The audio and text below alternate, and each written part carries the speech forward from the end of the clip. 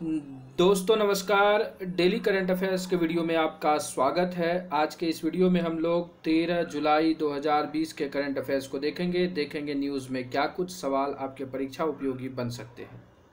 Video शुरू करने से पहले चैनल पे पहली बार आए हैं तो इस चैनल को सब्सक्राइब करिए, साथ ही साथ बेल आइकन को प्रेस करिए ताकि मेरे द्वारा बनाई गई इन उपयोगी वीडियो का सीरीज़ आपके पास सबसे पहले पहुँचे। वीडियो को अंत तक देखिएगा। वीडियो के अंत में आपके लिए सवाल भी रखा गया है। चलिए देखते हैं आज के वीडियो का पहला सवाल है, हाल ही में चर्चा में रहे हाया सोफिया का संबंध किस देश से है? क्या ये ईरान से है, इराक से है, तुर्की से या सूडान से? सही उत्तर है दोस्तों, तुर्की या टर्की से इसका संबंध है। क्यों यह चर्चा में रहा? जब यह इमारत बनी थी 1500 साल पुरानी, जो कि तुर्की के इस्तांबुल में अवस्थित है, तो यह पहले चर्च थी, फिर इसे चर्च से बदल के मस्जिद किया गया, मस्जिद से बदल के संग्रहालय कर दिया गया था, लेकिन फ़िलहाल अभी इसे फिर से मस्जिद में बदल दिया गया है। इस कारण यह चर्चा में आ गया है। आप देख सकते हैं चित्र में, ये है आपका हाया सोफिया। चलते हैं दूसरे सवाल पर। दूसरा सवाल है, हाल ही में जैक चार्ल्टन का निधन हो गया है। उनका संबंध किस खेल से था? क्या वो क्रिकेट से थे, हॉकी से, फुटबॉल से या टेनिस से? तो जो ये जैक चार्ल्टन है, इनका संबंध फुटबॉल से है और ये इंग्लैंड के फुटबॉल खिलाड़ी हैं। इनका नाम जो है दुनिया में बिग जैक के नाम से जो है प्रसिद्ध थे और इनकी चित्र आपको यहाँ दिख रही होगी। ये है चार्ल्टन, जैक चार्ल्टन। चलते हैं तीसरे सवाल पर। हाल ही में किसने CIIITC सस्टेनेबिलिटी पुरस्कार 2019 जीता है? मतलब अभी 2019 के इस पुरस्कार का जो है घोषणा किया गया है और इसे किसने जीता है? क्या भेल ने जीता है, BHEL भेल, या हेल HEL हेल, या NTPC या PFC ने? इसका सही उत्तर है दोस्तों, NTPC ने जो है इस पुरस्कार को जीता है। CIIITC सस्टेनेबिलिटी पुरस्कार जो है निरंतरता में उत्कृष्ट प्रथाओं की पहचान करता है और उन्हें पुरस्कृत करता है। देश में सस्टेनेबिलिटी की पहचान के लिए इसे विश्वसनीय मंच माना गया है। अब जो है ये NTPC इंडिया लिमिटेड के बारे में बता दें। ये विद्युत मंत्रालय के अंतर्गत एक केंद्रीय सार्वजनिक उपक्रम है और भारत की सबसे बड़ी बिजली उत्पादक कंपनी है। कॉरपोरेट उत्कृष्टता श्रेणी के अंतर्गत उत्कृष्ट उपलब्धि के लिए प्रतिष्ठित CIIITC सस्टेनेबिलिटी पुरस्कार 2019 इसने जीता है। साथ ही कंपनी की CSR श्रेणी में महत्वपूर्ण उपलब्धि की सराहना की गई है।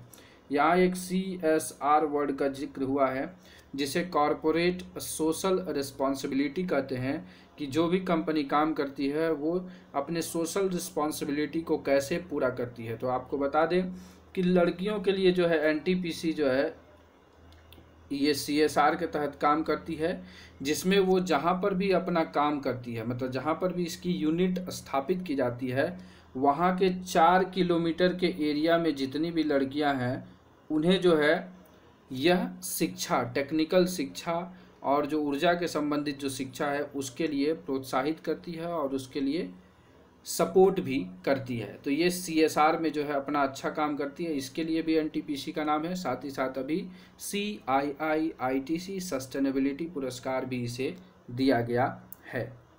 चलते हैं चौथे सवाल पर। चौथा सवाल है, हाल ही में भारतीय रेल ने पहली बार सामान से भरी विशेष पार्सल रेलगाड़ी किस देश में भेजी है?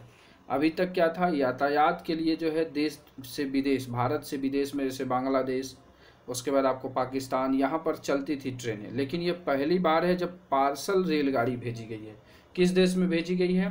क्या नेपाल में, भूटान में, बांग्लादेश में या पाकिस्तान में?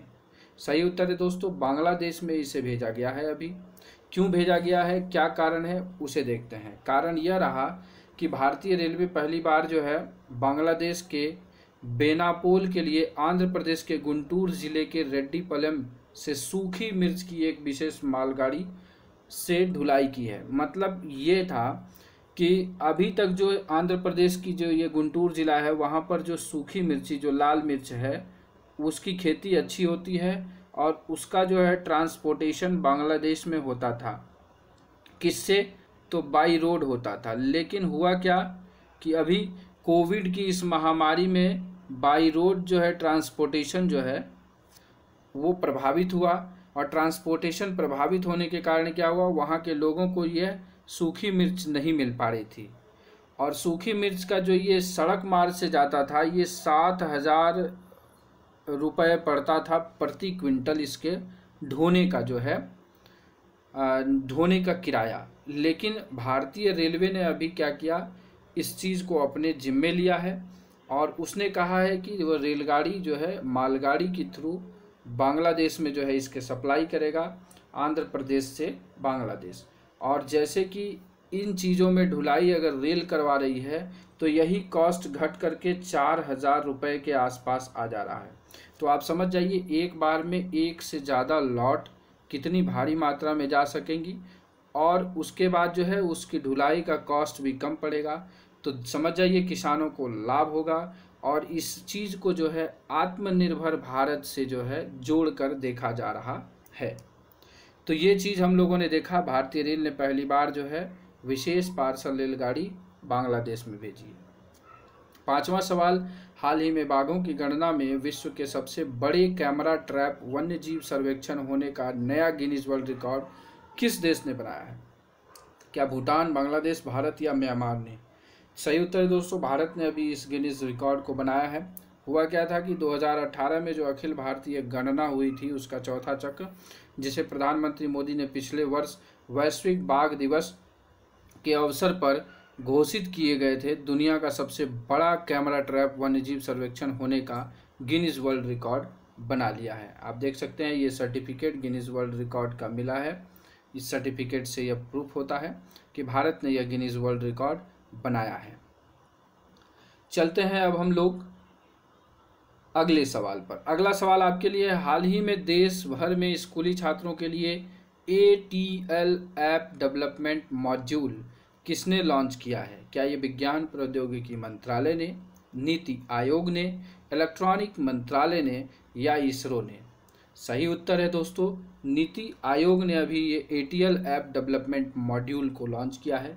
क्यों लॉन्च किया है उसे देखते हैं। इसका उद्देश्य है स्कूली छात्रों को ऐप उपयोगकर्ता से अभिनव ऐप डेवलपर्स बनने के लिए प्रोत्साहन देना। मतलब कि जिस तरीके से ऐप वो यूज़ कर रहे हैं कोई ऐप, तो उस ऐप को यूज ही ना करें, वो यूज करना छोड़ करके ऐप का जो है डेवलपर बन जाएं, मतलब ऐप को वो विकसित करें।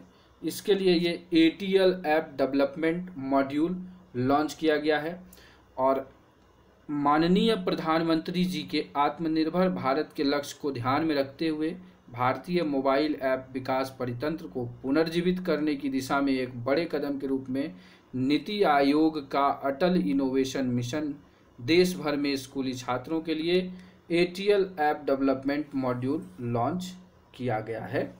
और इससे क्या होगा, बच्चे अब ऐप का डेवलप भी करने लगेंगे। तो ये हम लोगों ने ATL ऐप डेवलपमेंट मॉड्यूल के बारे में देखा। चलते हैं अगले सवाल पर। हाल ही में किस राज्य के उच्च न्यायालय द्वारा प्रथम राज्य स्तरीय ई-लोक अदालत का संचालन किया गया? क्या ये महाराष्ट्र है, मध्य प्रदेश है, राजस्थान है या छत्तीसगढ़ है? सही उत्तर है दोस्तों, छत्तीसगढ़ राज्य में जो है अभी पहली ई-लोक अदालत का संचालन किया गया है। छत्तीसगढ़ होल्ड्स इंडियाज फर्स्ट ई-लोक अदालत। चलते हैं अगले सवाल, 8वें सवाल पर। हाल ही में किसने सिंगापुर के प्रधानमंत्री का पद संभाला है? पहले भी यही थे और अभी दूसरी बार लगातार इन्होंने इस पद को संभाला है। क्या ये ली हिसियन लुंग है या चांग ली है, जिंग ली लुंग है या हे सिंग ली है? सही उत्तर है दोस्तों, ली हिसियन लुंग ने जो है अभी फिर से क्या किया है, सिंगापुर के प्रधानमंत्री का पद संभाला है। और आप देख रहे होंगे चित्र में, यही हैं ली हिसियन लुंग। चलते हैं अगले सवाल पर। दलाई लामा की आत्मकथा किसने लिखी है? अभी करणपुरी ने, तेंजिंग गए तेखोंग ने या क्यानांग सिंह ने या फांग फांग ने? सही उत्तर है दोस्तों, तेंजिंग गए तेथोंग ने जो है अभी दलाई लामा, जो कि चित्र में आप देख रहे हैं, इनकी आत्मकथा लिखी है। चलते हैं 10वें सवाल पर। 10वां सवाल है, हाल ही में किस राज्य के नादौन पुलिस स्टेशन को देश का सर्वश्रेष्ठ पुलिस थाने का दर्जा दिया गया है? ये नादौन पुलिस स्टेशन कहाँ है, किस राज्य में है? क्या ये उत्तर प्रदेश में है, मध्य प्रदेश में है, हिमाचल प्रदेश में है या आंध्र प्रदेश में है? सही उत्तर है दोस्तों हिमाचल प्रदेश में जो है ये नादौन पुलिस स्टेशन है, जैसे कि one of best police station of India दिया गया है। चलते हैं 11वें सवाल पर। हाल ही में किसे हॉकी इंडिया के नए अध्यक्ष के रूप में नियुक्त किया गया है? क्या ये नवजोत बल हैं, श्रीकांत वैद हैं, ज्ञानेंद्रो निगोम्बाम हैं या जयेंद्रो श्रीकाकू हैं? इसका सही उत्तर है दोस्तों ज्ञानेंद्रो निगोम्बाम को जो है अभी हॉकी इंडिया का नया अध्यक्ष नियुक्त किया गया है। आप देख सकते हैं चित्र में, ये हैं ज्ञानेंद्रो निगोम्बाम, जिन्हें कि हॉकी इंडिया का जो है अभी हेड या अध्यक्ष बनाया गया है। चलते हैं 12वें सवाल पर। हाल ही में जारी किए गए सतत विकास सूचकांक 2020 में कौन सा देश पहले स्थान पर रहा है? तो क्या स्वीडन है, डेनमार्क है, स्विट्जरलैंड है या फिनलैंड है? सही उत्तर है दोस्तों स्वीडन ने प्रथम स्थान हासिल किया है, डेनमार्क दूसरे पर चला गया है, वहीं भारत 117वें स्थान पर है। आप देख सकते हैं इंडिया का रैंक 117 है। Sustainable development report 2020, the sustainable development goals and covid includes the SDG index and dashboards. तो इंडिया का स्थान 117, आप ये याद रखें, पहले स्थान पर स्वीडन, दूसरे डेनमार्क। तो ये हम लोगों ने देखा क्या SDG 2020 रिपोर्ट या इंडेक्स। आते हैं 13वें सवाल पर। हाल ही में UNFIL का पर्यावरण पुरस्कार किसने जीता है? क्या ये भारत ने जीता है, फ्रांस ने, ब्रिटेन ने या जापान ने? तो ये भारत की फोर्स ने जीता है UNFIL का पुरस्कार। अब ये देख सकते हैं आप UN पर भारत की फोर्स तैनात है, कहाँ पर? जो लेबनान में, इंडिया की एक बटालियन जो लेबनान में डिप्लॉयड है, उसने अभी ये पर्यावरण का पुरस्कार UNFIL जीता है। आते हैं आज के वीडियो के सेकेंड लास्ट सवाल, 14वां सवाल। भारतीय रेल ने किस वर्ष तक नेट जीरो कार्बन एमिशन मास ट्रांसपोर्टेशन नेटवर्क बनाने का लक्ष्य रखा है? क्या 2022 है, 24 है, 28 है या 2030 है? तो ये लॉन्ग टर्म गोल के तहत है भारतीय रेल का। 2030 में यह लक्ष्य रखा गया है कि भारतीय रेल जो है नेट जीरो कार्बन एमिशन मास ट्रांसपोर्टेशन नेटवर्क बना लेगा। इसका मतलब क्या है? मतलब ये है कि रीवा में जो अभी इलेक्ट्रॉनिक प्लांट, सौर ऊर्जा का प्लांट बैठा है, उसी में एक तरह से यह कहा गया कि भारतीय रेल जो है अपनी क्या करेगी, जो ट्रैक्शन है, जो ओवरहेड क्षमता है, कर्षण शक्ति, उस आवश्यकताओं को पूरा करने के लिए सौर ऊर्जा का उपयोग करने के लिए प्रतिबद्ध है और वो एक पूर्ण ग्रीन मोड बन गया है। अब क्या है, राष्ट्रीय ट्रांसपोर्टर ने नवीकरणीय ऊर्जा परियोजनाओं के लिए अपनी खाली भूमि का उपयोग करके रेलवे स्टेशन को सोलराइज करने का योजना बनाई है और भारतीय रेलवे मिशन मोड में जो है 2030 तक खुद को नेट जीरो कार्बन उत्सर्जन जन परिवहन नेटवर्क के रूप में बदलने के लिए तैयार है। और इस तरह से क्या है कि अभी अक्षय ऊर्जा का उपयोग जो है बहुत ज़्यादा किया जा रहा है रेलवे के द्वारा, ताकि कार्बन एमिशन जो है, कार्बन का उत्सर्जन है, उसको कम किया जा सके। और जब कार्बन उत्सर्जन कम होगा तो पर्यावरण सुरक्षा होगी और पर्यावरण अच्छा रहेगा और इस कारण से क्या होगा, देश में जो ग्लोबल वार्मिंग की, विश्व में जो चपेट है ग्लोबल वार्मिंग का, उससे भी बचाव हासिल होगा। तो ये एक तरह से एक छोटी सी इनिशिएटिव का एक बहुत बड़ा परिणाम होता है। तो उसके तहत अभी भारतीय रेल ने यह इनिशिएटिव लिया है कि 2030 तक वो जो है नेट ज़ीरो कार्बन एमिशन मास ट्रांसपोर्टेशन नेटवर्क बना लेगा। अब चलते हैं आज के वीडियो के अंतिम सवाल पर। बहुत ही महत्वपूर्ण सवाल है। हाल ही में बिहार के किस व्यक्ति को इलिट्स अवार्ड ऑफ एक्सीलेंस से सम्मानित किया गया है?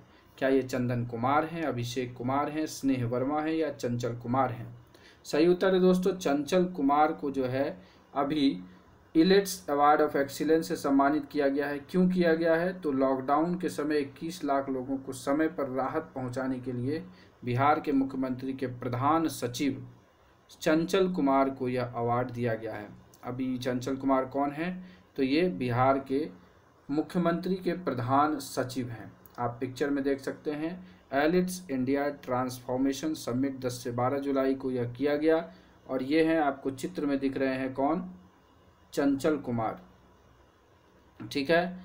चंचल कुमार जो कि IAS हैं और principal secretary to honourable chief minister Bihar हैं। इन्हें award of excellence under digital India initiative Bihar प्रवासी सहायता, उसके तहत जो है ये एलिट्स इंडिया ट्रांसफॉर्मेशन समिट के तहत पुरस्कार दिया गया है। चलिए अब देखते हैं, पिछले वीडियो में मैंने आपसे सवाल पूछा था, हाल ही में दक्षिण पूर्व एशिया के कौन से देशों ने रूबेला और मीजल्स बीमारी से मुक्ति पा ली है। सभी लोगों ने सही जवाब दिया, कुछ लोगों ने डिटेल के साथ दिया। मैं फिर कहूँगा उत्तर आप डिटेल के साथ दें ताकि आपकी जानकारी सुनिश्चित हो जाए और एग्ज़ाम हॉल में रिकॉल करने में आपको मदद आए। चलते हैं आज के सवाल पे। आज आपके लिए सवाल है, हाल ही में किस मंत्रालय ने AI आधारित असीम पोर्टल लॉन्च किया है। क्या उद्योग मंत्रालय, MSME मंत्रालय, कौशल विकास मंत्रालय या ऊर्जा मंत्रालय। इसका उत्तर आप कमेंट बॉक्स में लिखेंगे, साथ ही साथ डिटेल एक्सप्लेनेशन भी लिखेंगे। और अंत में आप लोगों के लिए एक खुशखबरी है कि मेरा जो है अनअकैडमी का प्लेटफॉर्म जो है उसे एक्टिवेट कर दिया गया है। तो आपको कुछ वीडियोस अनअकैडमी के प्लेटफॉर्म पर भी लाइव क्लासेस मेरी मिलेगी। तो आप लेट्स क्रैक बिहार एग्ज़ाम के यूट्यूब चैनल को सब्सक्राइब कर लीजिएगा ताकि आपको मेरे द्वारा बनाए गए उन लाइव वीडियोज़ का आसानी से आपको प्रसारण मिल सके। साथ ही साथ अनअकैडमी ऐप भी डाउनलोड कर लीजिएगा और वहाँ मेरा प्रोफाइल विकास कुमार मिश्रा के नाम से है, आप उसे वहाँ पर फॉलो कर लीजिएगा ताकि जो भी वीडियोस मेरे द्वारा बनाए जाएंगे वो आपके पास नोटिफिकेशन के थ्रू पहुँच जाएंगे। आपको यह वीडियो कैसा लगा लाइक करके बताइएगा, अच्छा लगा हो तो दोस्तों के बीच शेयर करिएगा। साथ ही साथ चैनल पर पहली बार आए हैं तो सब्सक्राइब करना नहीं भूलिएगा।